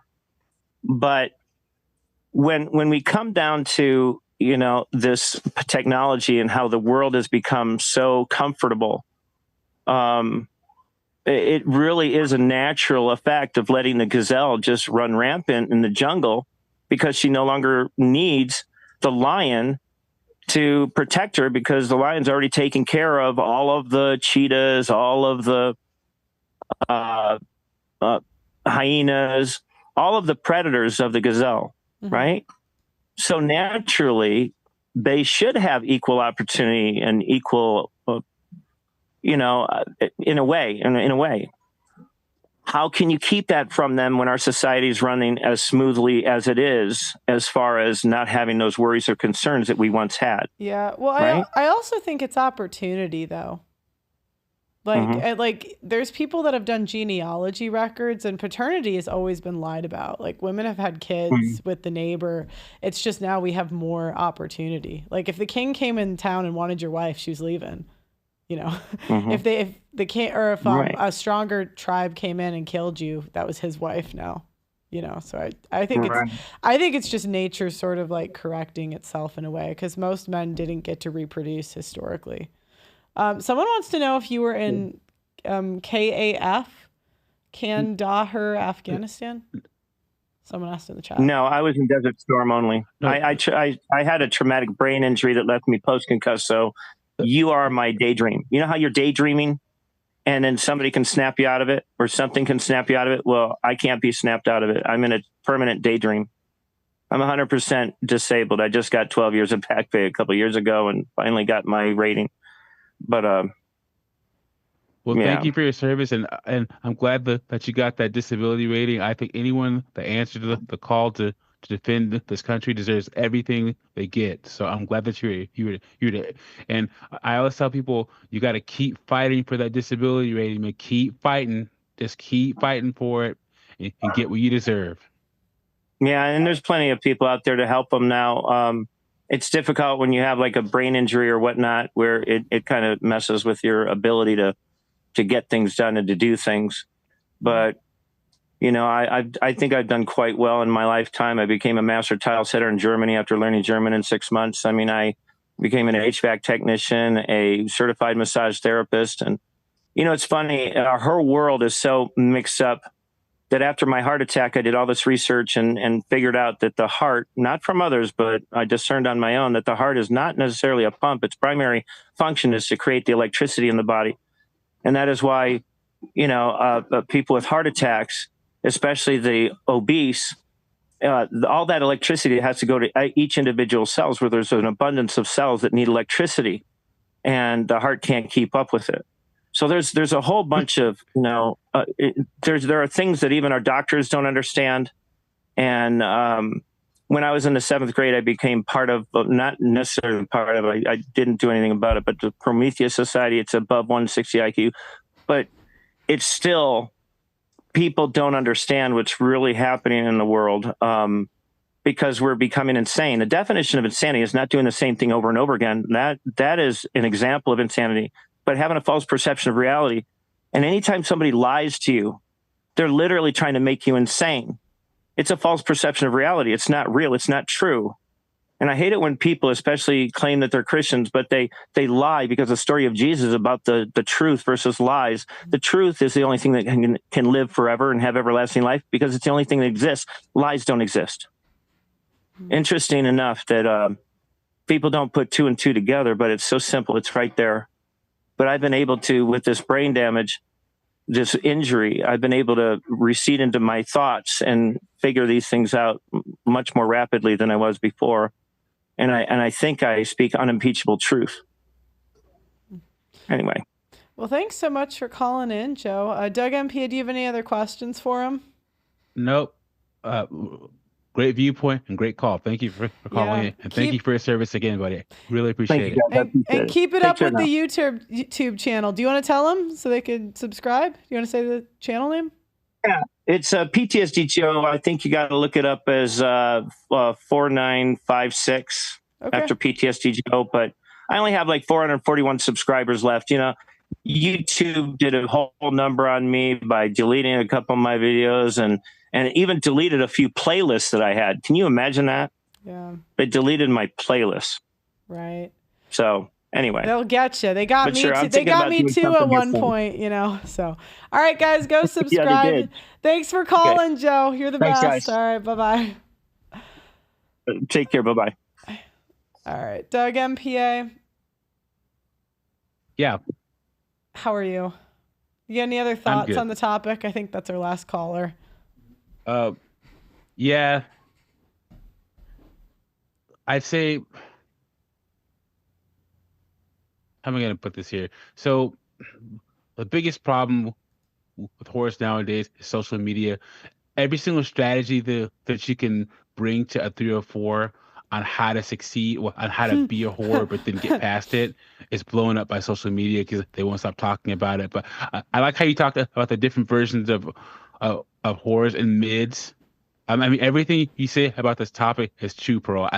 You must have been surrounded by a whole lot of these women when you were playing sports No, you and have to stuff. see. It's like you get 10 to like 15 girls a year, and a lot of times it would be like the same girls for a couple of years. So like you play games at some of this stuff, like Never Have I Ever, like, you know, kind of bullshit like that. So you get the idea every year of what the women are doing. You know what I mean? Or you see the guy. And I went to a small school, so you know, you knew a lot more. You know, you can't really hide stuff the way you can at a big school. Yeah, and then guys, if you meet a girl over the age of 28, 30, this whole, oh yeah, she has to have less than 10, 15 bodies, you're just lying to yourself, guys. Come on. You just hope that all that trauma doesn't manifest itself into the woman that you're trying to date. But pretty much, okay, once a woman hits 28 to 30 pro, how many bodies do you think she has on average? From 20 to 30. Okay, I would say from like 28 to 30. Okay. I'll tell you, I'll say from and women can graduate into other categories, but men's perception is under 5 is pure, 5 to 15. And by the way, I include head and body. Like if a girl's blowing a guy, she might as well fuck him. Like I don't like the workarounds. So 5 to 15 men see as mid, and 15 plus they see as high. I double those numbers, and that's the real number. Like the mid women, I would say have between 15 or like, wait, sorry. I would say the low, it's under like 15 to 20. I'd say 20 to like 40 is mid. 40 plus is huge. That's the horse. That's what I would say in terms of like what age. I'd say big school, she's graduating with 20, 25. Small school, between 5 to 25, depending on the age or depending on the whoredom.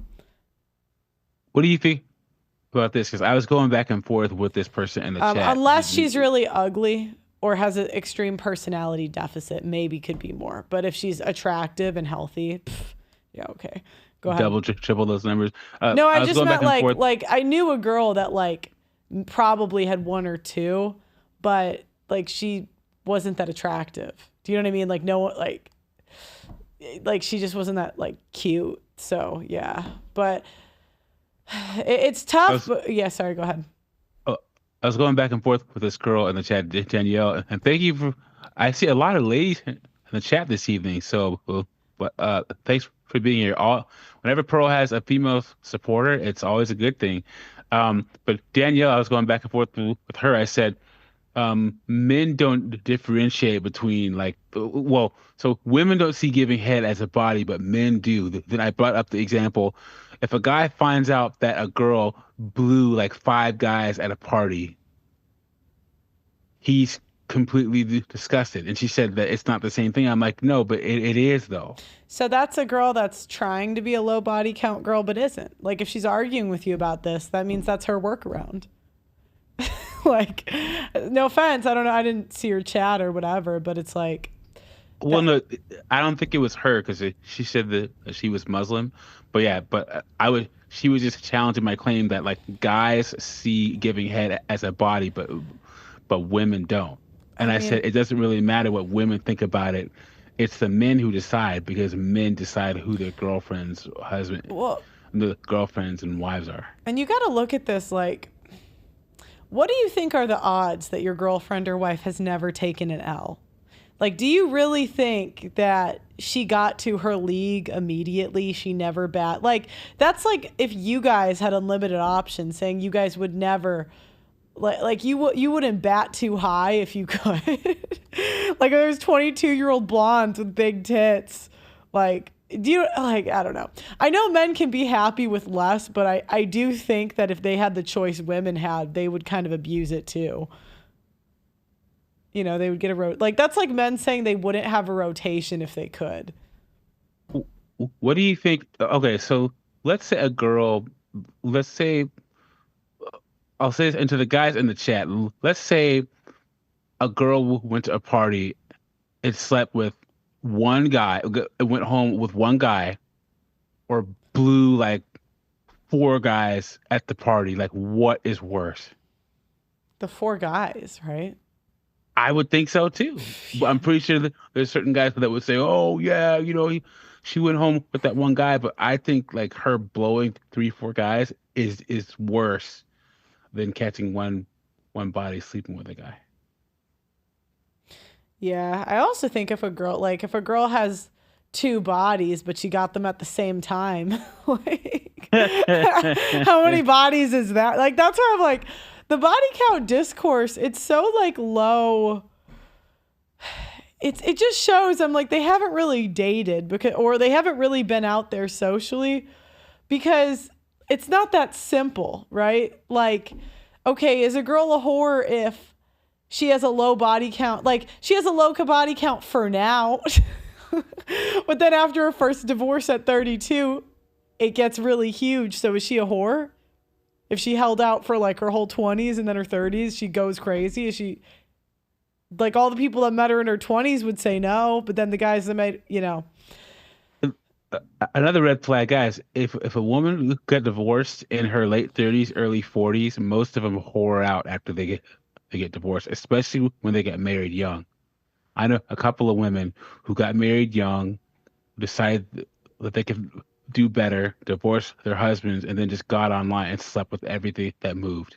So that should be a red flag too. I'm really curious because I think the body count data, I'm really curious to see what it's going to say in the future, because people that are married under 20, which you would assume have a low body count, have the highest divorce rate. It's like super high. Really? Mm-hmm. I didn't know that. Mm-hmm. It's really high. Yeah, and 25, I think it's either 25 to 30 or 30. I think it's 25 to 30 have the lowest now, like that age. Which kind of makes sense, because if now, like, I think the body count, like the stats are going to change in the future, because like social media has just changed the game, where the women that marry under 25 cooked. They want to go party in Miami, you know, and now they'll divorce at 37. Yeah, and then also if you get married when you're young, and then you go to college, like these women, once they go to college, they're cooked. It's over with. Cooked. Anyways, we're cooked, chat. All right, thanks so much for your input. This show, Doug MPA. Any final thoughts you got? No, it's just, you know, this whole thing of women being whores. Once again, women are just, there's nothing we can really do about it, guys. You have to accept certain things with modern women, especially if you get with a woman later or you get married later. Just accept the fact that your girl probably went through a whore phase, and hopefully you meet her not in her hometown where you can run into a bunch of the guys that she slept with. It's time to move to a new city, fellas. Yeah, hopefully she hasn't posted about it online, and hopefully you never find out about it. Yeah, Diane, do you want to move to Atlanta or like Alaska, Hawaii, Nebraska? Okay. Guys, like the video on your way out, subscribe to the channel, and I will see you guys next show. I'm gonna give you guys an update. Me and Doug MP have to figure out when we're gonna do the interviews post show with people. I'm thinking we might still keep it Tuesdays, but we just might not be a show. It might just be on the website. So that's what I'm thinking. Like the video, guys, subscribe, and I will see you guys next time. Bye-bye.